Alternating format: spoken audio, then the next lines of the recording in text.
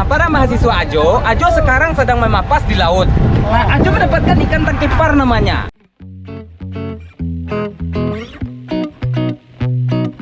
Assalamualaikum warahmatullahi wabarakatuh. Perkenalkan, nama saya Muhammad Fadli. Kalau pakai gelar itu Muhammad Fadli SSN MSN. Orang memanggil saya di kampus Isi Padang Panjang dengan panggilan Ajo karena saya adalah putra Piaman asli. Saya S1-nya di Isi Padang Panjang, S2-nya juga di Isi Padang Panjang. Nah, untuk semester ini saya diberi amanah oleh jurusan untuk menghandle mata kuliah etika media massa. Kenapa dipercayakan kepada saya? Karena saya alhamdulillah punya pengalaman bekerja di media massa baru sekitar 15 tahun, dan itu saya lakukan sebelum saya kemudian direkrut menjadi dosen Isi Padang Panjang lewat jalur tes CPNS pada tahun 2017. Nah, langsung kepada pokok bahasan tentang mata kuliah kita, yaitu etika media massa. Kita bahas terlebih dahulu pemaknaan, pengertian daripada nama mata kuliah ini, etika dan media massa. Apa itu etika dan apa itu media massa? Tapi sebelumnya saya ingin jelaskan terlebih dahulu kenapa mata kuliah yang berhubungan dengan media massa harus ada di jurusan fotografi. Fotografi itu punya banyak genre sebenarnya, dan salah satu genre yang paling penting untuk dipelajari itu adalah jurnalistik.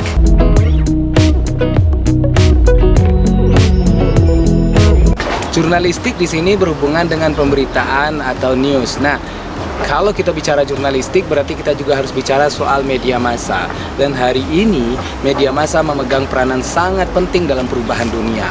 Media massa dapat membentuk mindset masyarakat atau massa yang melihat atau membaca berita di media massa bersangkutan. Untuk itu, maka diperlukan suatu sistem mengatur bagaimana caranya media massa ini tetap tertib pada jalurnya. Lah kok, bisakah media massa keluar dari jalur? Bisa. Dari dulu kala di banyak negara diterapkanlah satu sistem untuk mengatur agar media massa tidak keluar jalur, agar media massa tetap menjadi media yang netral, tetap menjadi media pemberitaan dan informasi yang mencerahkan dan mencerdaskan kepada masyarakat pembaca atau penontonnya.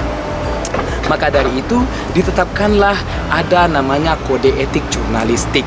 Kalau di Indonesia, kode etik jurnalistik itu tentu berbeda dengan Amerika, tentu berbeda dengan apa yang diterapkan di Afrika. Kenapa beda-beda di setiap negara?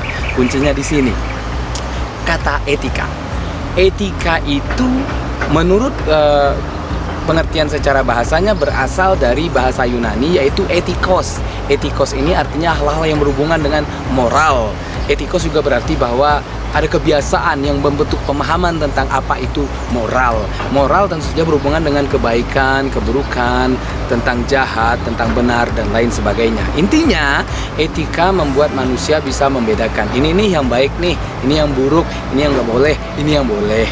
Nah, supaya bisa dipastikan bahwa media massa tetap menjunjung tinggi etikanya, maka ditetapkanlah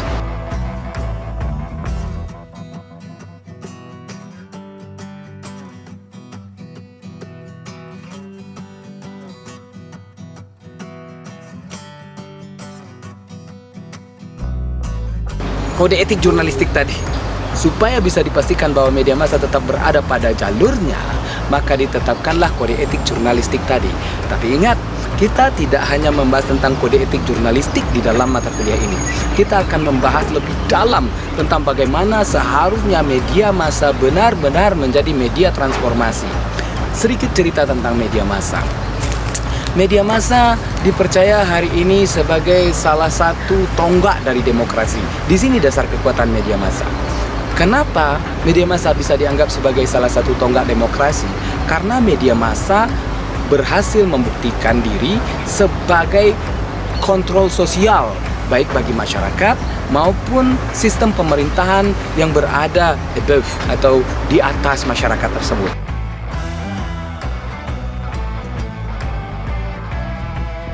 Nah, kontrol yang dilakukan ini berupa pemberitaan tentu saja. Di negara-negara yang menganut sistem demokrasi, itu media massa hidup subur dengan baik. Karena apa? Karena media massa berhasil menjadi mata dan telinganya rakyat, mata dan telinganya masyarakat. Sebab di dalam sebuah negara demokrasi, pemegang kekuasaan tertinggi itu adalah rakyat, adalah masyarakat. Jadi pemerintah dalam hal ini bukan penguasa. Pemerintah dalam hal ini hanyalah sebagai pengemban amanah atau titipan kepercayaan dari masyarakat. Apabila ada langkah yang dilakukan oleh pemerintah dan langkah itu ternyata keliru atau merugikan masyarakat, maka media massa akan segera mengejar persoalan tersebut lalu memberitakannya kepada masyarakat. Reaksi dari masyarakat yang tahu dan paham bahwa mereka telah sedang dikerjai atau sedang dijahati oleh pemerintahnya, mereka akan segera untuk mengambil tindakan. Pemerintah dalam hal ini tidak bisa melakukan apa-apa kalau masyarakat atau massa sudah bertindak. Pemerintah di sini hanya bisa menerima saja masukan dari masyarakat, atau di banyak negara bahkan terjadi di mana pemerintah hanya digulingkan oleh masyarakat karena efek berita dari media massa. Karena itu, media massa dalam hal ini mampu menjadi kontrol. Kontrol bukan saja untuk menjaga agar pemerintahan berjalan dengan baik, tapi kontrol juga bermakna di sini bahwa media massa memang mampu mengendalikan massa atau masyarakat. Karena itu media massa adalah kekuatan yang tidak main-main. Bayangkan saja kalau misalnya ada kekuatan besar tapi di tangan yang salah. Nah, untuk menjaga agar kekuatan tersebut tetap berada di tangan yang benar, tidak melenceng untuk kepentingan tertentu saja atau untuk kepentingan yang jahat misalnya, maka diperlukan etika media massa. Satu semester ini kita akan bahas tentang itu, tentang bagaimana semestinya media massa berada pada relnya, pada jalurnya. Dan kita juga akan belajar tentang macam-macam media massa, lalu kita akan belajar tentang induk media massa, kita akan belajar tentang Dewan Pers, kita akan belajar tentang bagaimana kode etik jurnalistik juga dinaungi oleh undang-undang. Sampai di sini dulu. Saya akan berikan tugas yang tertera di keterangan di bawah. Assalamualaikum warahmatullahi wabarakatuh.